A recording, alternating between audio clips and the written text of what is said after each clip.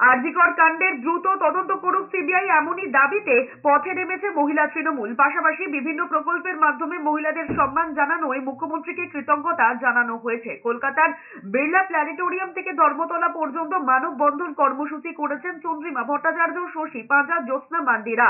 তৃণমূলের 35টি সাংগঠনিক জেলায় 5 কিলোমিটার করে মোট 175 কিলোমিটার মানববন্ধন কর্মসূচি পালন করা হয়েছে। কলকাতার পাশাপাশি জেলায় জেলায় মানববন্ধন কর্মসূচি পালন করেছেন মহিলা তৃণমূল। রাজ্যের মন্ত্রী তথা মহিলা তৃণমূলের সভানেত্রী চন্দ্রিমা ভট্টাচার্য বলেছেন, 2011-এ ক্ষমতায় আসার পর মুখ্যমন্ত্রী মমতা বন্দ্যোপাধ্যায় কন্যাশ্রী, রূপশ্রী সহ বিভিন্ন প্রকল্পের মাধ্যমে মহিলাদের সম্মান দিয়েছেন। তাই তাদের কর্মসূচির নাম দেওয়া হয়েছে আমার হাত তোমার হাতে, আমরা সবাই দিদির সাথে। মাননীয় মুখ্যমন্ত্রী 2011 সালের পর থেকে যত রকমের প্রকল্প এবং পরিকল্পনা করেছেন, মেয়েদের সম্মান দিয়েছেন। কন্যাশ্রী, রূপশ্রী, লক্ষ্মীর ভান্ডার, স্টুডেন্টস ক্রেডিট কার্ড থেকে শুরু করে কোনোটা বাকি নেই।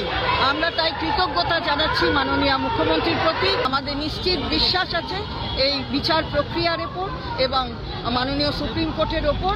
নির্যাতিতা যাতে বিচার পায়, সত্বর বিচার পায়, সেটা নিশ্চয়ই তদন্তকারী সংস্থা তাদের মাননীয় সুপ্রিম কোর্ট যেভাবে বলবেন সেটা তারা করবে।